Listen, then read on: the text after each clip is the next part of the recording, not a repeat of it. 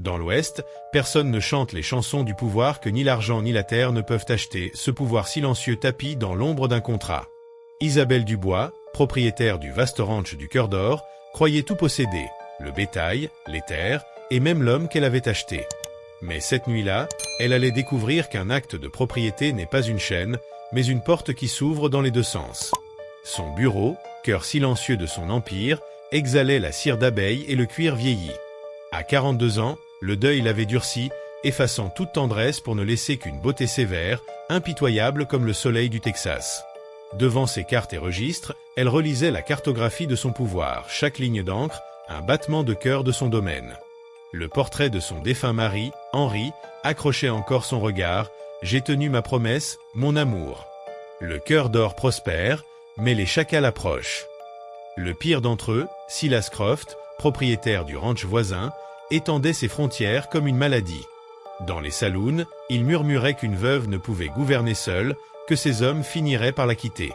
Certains l'avaient déjà fait.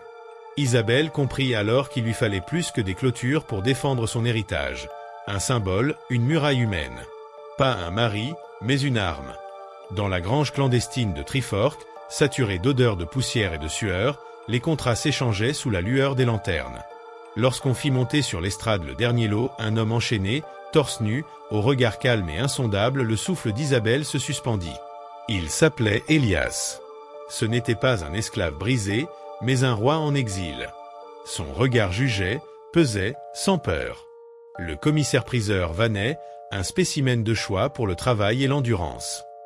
Croft lança, narquois, $100. Isabelle sortit alors de l'ombre, 1000. Le silence se fit. $1000 en or. Une fortune. Croft pâlit. Le marteau tomba, vendu à la dame. Le retour au ranch se déroula dans un mutisme de pierre, le chariot grinçant sous la nuit texane. Elias, toujours enchaîné, fixait l'horizon sans un mot.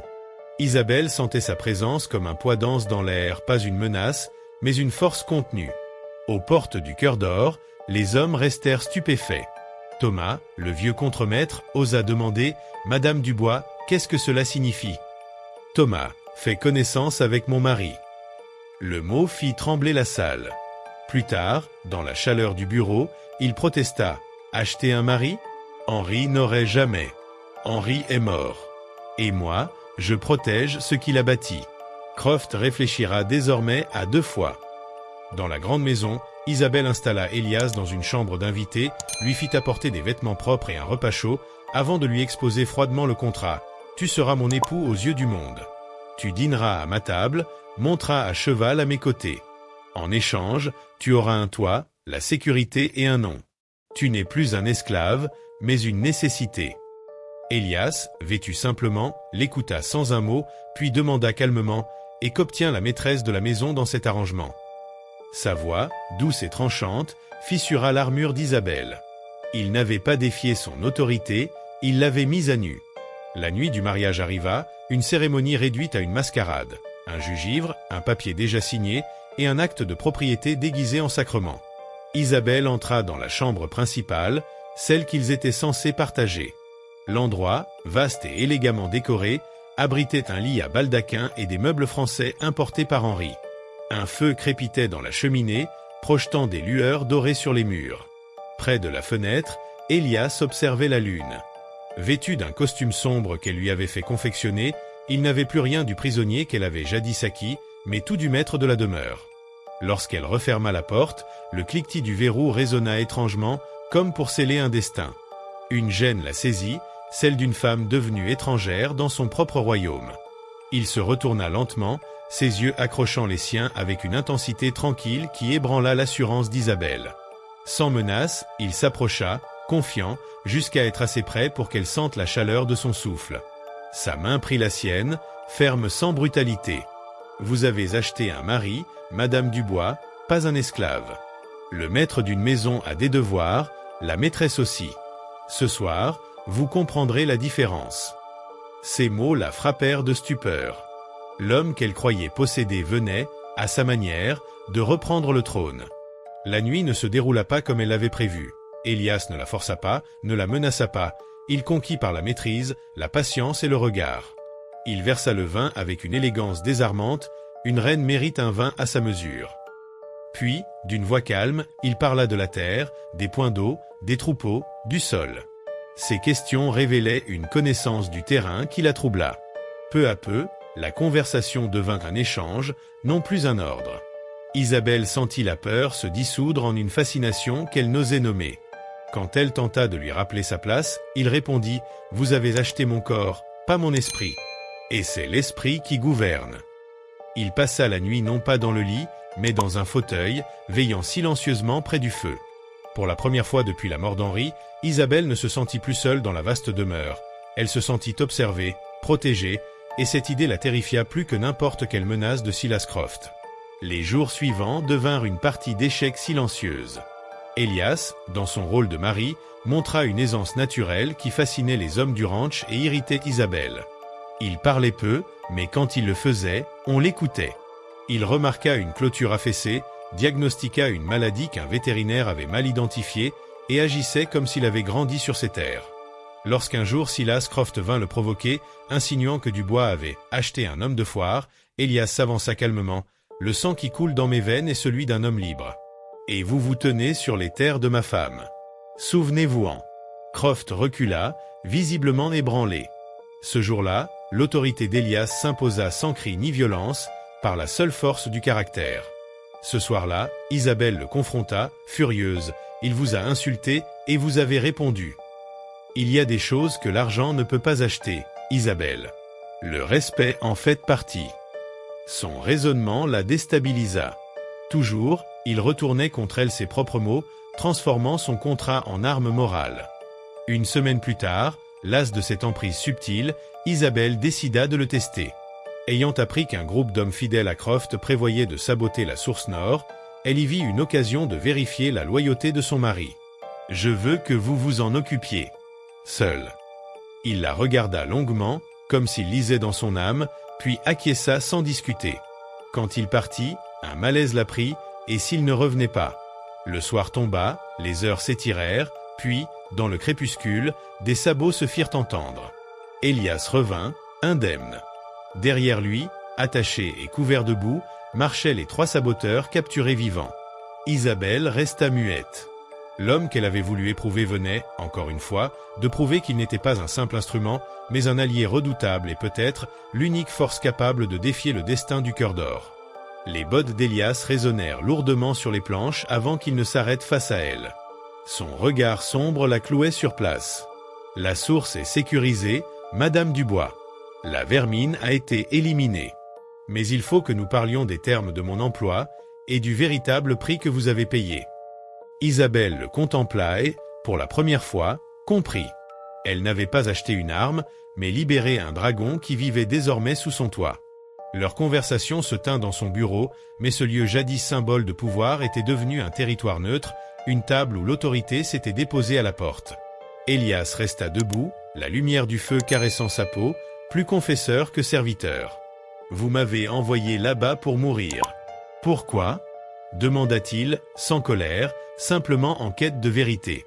Isabelle resta muette, écrasée par le poids de sa trahison. « Vous n'êtes pas ce que j'ai acheté, Elias. J'avais payé pour une façade, un symbole de force que je pouvais dominer.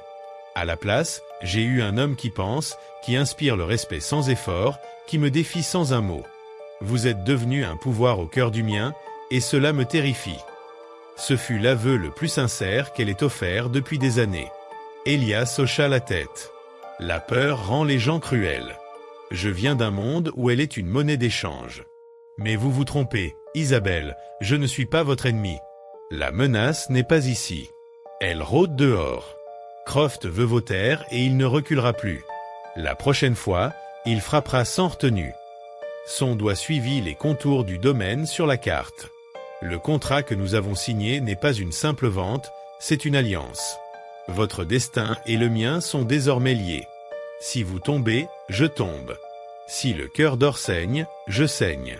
Je ne suis pas un serviteur. Je suis votre allié. » Ce mot, confiance, Isabelle l'avait banni de son vocabulaire, tout comme amour. Pourtant, en croisant ses yeux, elle sentit une fissure dans son armure.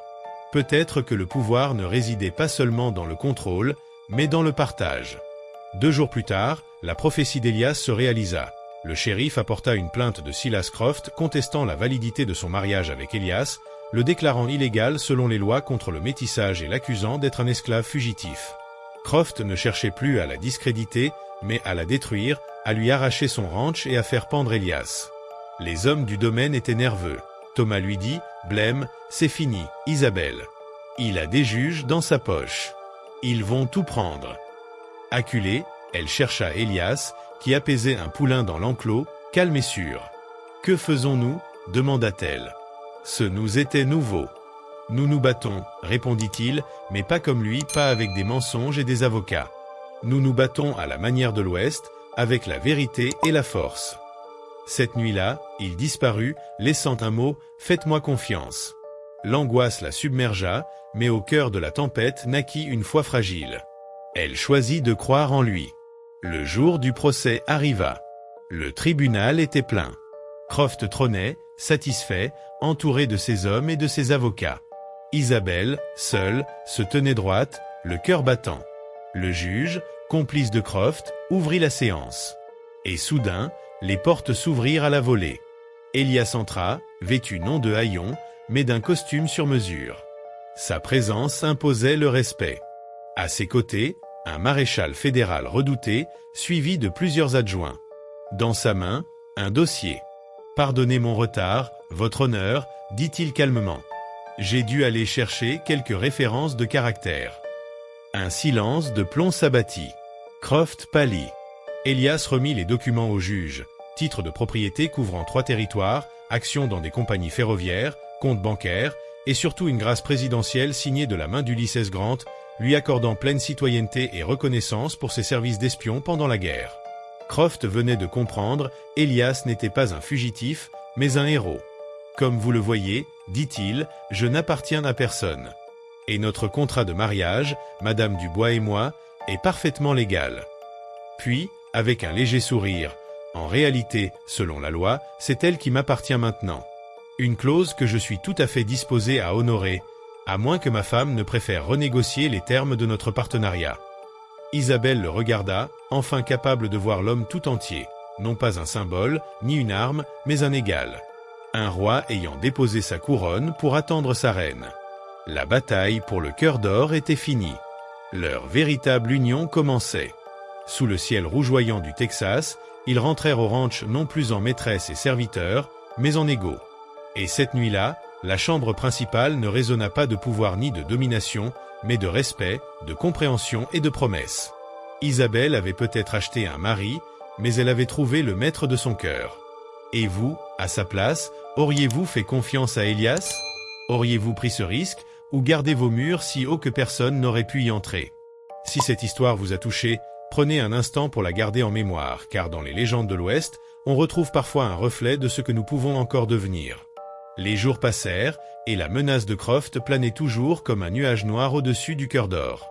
Mais cette fois, Isabelle ne se sentait plus seule face à l'adversité. Elias, fidèle à sa promesse, était partout où il fallait, silencieux mais omniprésent, anticipant les dangers et inspirant respect à tous les hommes du ranch. Une nuit, alors que le vent glacial du Texas fouettait les fenêtres, un cavalier apparut à l'horizon. L'ombre grandissante révéla bientôt le visage impitoyable de Silas Croft. Il ne venait pas seul, ses hommes, armés et sûrs d'eux, se tenaient derrière lui. Croft s'avança jusqu'aux portes du cœur d'or et lança sa provocation. « Madame Dubois, vous vous êtes entourée d'un symbole, mais je viens prendre ce qui est à moi. » Isabelle sentit la colère monter, mais ce fut Elias qui répondit, d'une voix calme et tranchante, « Ce qui est à vous, Silas, ne vous appartient pas. Ces terres sont protégées par des hommes libres et loyaux. Si vous voulez vous mesurer à nous, soyez prêts à tomber comme vous êtes venus. » Croft ricana, pensant avoir trouvé une faille dans le calme imposant d'Elias. Mais ce dernier ne trembla pas. Avec un simple signe de tête, il ordonna aux hommes du ranch de s'aligner. Les chevaux hennirent, les chaînes de fer furent retirées, et le rang prit la posture d'une véritable muraille humaine. Croft comprit alors qu'il n'était plus question d'acheter ou de menacer. Il faisait face à un homme dont l'autorité ne dépendait pas de l'argent, mais du respect et de la loyauté. Le combat qui s'annonçait ne fut pas celui de fusil et de poudre. Élias, stratège et maître de la terre, utilisa le terrain, les clôtures, les chevaux et la connaissance des hommes pour piéger les assaillants. Au lever du jour, Croft et ses hommes étaient épuisés, défaits, et pour la première fois, humiliés publiquement. Isabelle observa Élias, ses traits éclairés par la lueur du matin. La fierté qu'elle avait ressentie lors de leur première rencontre à la vente s'était transformée en quelque chose de plus profond, de l'admiration, du respect, et quelque chose qu'elle n'osait pas encore nommer. Élias, sans la regarder, murmura « Votre royaume est en sécurité. Et nous avons montré à Croft que la vraie force n'est pas dans l'intimidation, mais dans l'alliance. » Quelques jours plus tard, alors que le calme revenait au ranch, Isabelle et Élias se retrouvèrent dans le bureau, face à la carte du domaine. La tension de la bataille passée flottait encore dans l'air, mais il y avait autre chose, un sentiment de complicité nouvelle. « Vous avez risqué votre vie pour moi, pour nous, » dit-elle enfin, la voix tremblante. Élias tourna ses yeux sombres vers elle, et pour la première fois, un sourire discret effleura ses lèvres. « Pas pour vous, pour le cœur d'or. Et pour ce que nous pouvons bâtir ensemble. » Isabelle sentit une chaleur inhabituelle l'envahir. La peur de perdre, la colère contre Croft, la solitude, tout s'était transformé en une force tranquille. Peut-être que, pour la première fois depuis longtemps, elle comprenait ce que signifiait être égale à quelqu'un. Pas une maîtresse, pas une épouse achetée, mais une partenaire dans la vie et dans le pouvoir. Le soir venu, le feu crépitait dans la cheminée, et Élias s'assit près d'elle, le regard posé sur la vaste étendue des terres. Le silence n'était plus pesant, mais doux, rempli d'une promesse silencieuse. Isabelle sentit enfin que le cœur d'or n'était pas seulement un ranch, mais un foyer. Et à cet instant, dans la lumière vacillante, elle sut que la véritable bataille, celle du cœur, de la confiance et du respect, venait seulement de commencer. Les semaines suivantes furent marquées par une vigilance constante. Silas Croft, humilié par sa défaite, ne reculerait devant rien. Les hommes du cœur d'or sentaient la tension dans l'air, mais la présence d'Élias inspirait une confiance nouvelle. Même les chevaux semblaient répondre à son autorité, et les hommes suivaient ses ordres comme ils auraient suivi un chef né sur ces terres. Un matin, alors que la brume enveloppait les prairies, un messager arriva en galopant. Croft avait profité de la nuit pour saboter plusieurs clôtures et empoisonner une partie des points d'eau. Isabelle sentit son cœur se serrer, mais Élias posa sa main sur la sienne, calme. « Respirez. Nous réglerons cela, ensemble. » Ils parcoururent le domaine à cheval, inspectant les dégâts. Élias analysait chaque détail, chaque piste, chaque indice laissé par les saboteurs. Ses yeux sombres brillaient d'une détermination tranquille. Isabelle, habituellement maîtresse des lieux, réalisa que pour la première fois, elle suivait quelqu'un et que cela ne la diminuait pas, au contraire, elle se sentait plus forte à ses côtés. Lorsque Croft réapparut, accompagné de ses hommes, il pensait frapper un coup décisif. Mais Élias avait anticipé sa manœuvre. Les saboteurs avaient été interceptés, les clôtures réparées et l'eau rendue potable. Croft se retrouva face à une forteresse qu'il ne pouvait briser et à un homme dont le sang et le regard reflétaient une liberté qu'aucun contrat n'aurait pu acheter. La confrontation eut lieu au milieu des prairies, sous un ciel rougeoyant. Croft lança sa provocation. « Vous pensez que vos combines et vos jeux d'esprit peuvent m'arrêter ?» Élias, impassible, répondit « Ce n'est pas un jeu. C'est votre dernier avertissement. Respectez le cœur d'or ou partez. » Croft éclata de rire, certain de sa victoire, mais un simple geste d'Élias fit reculer ses hommes. Chaque mouvement d'Élias était mesuré, précis, une danse silencieuse qui imposait la discipline sans violence. Croft comprit que la véritable force n'était pas dans les armes, mais dans la maîtrise de soi et la loyauté. Humilié, il n'eut d'autre choix que de battre en retraite, laissant le cœur d'or intact. Cette victoire scella une nouvelle dynamique entre Isabelle et Élias.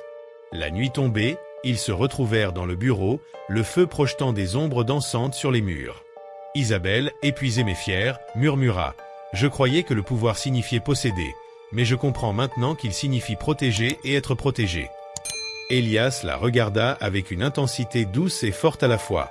Le pouvoir partagé est le plus solide, et le respect partagé est le plus rare. Dans le silence qui suivit, Isabelle réalisa que le cœur d'or n'était plus seulement son domaine, mais le lieu où leur alliance, fragile mais authentique, s'épanouissait. La peur et la solitude avaient laissé place à la confiance et à l'admiration. Et quelque part, entre le souffle des chevaux et le murmure du vent dans les prairies, naissait un sentiment plus profond, celui de l'amour, timide mais puissant, prêt à grandir avec eux.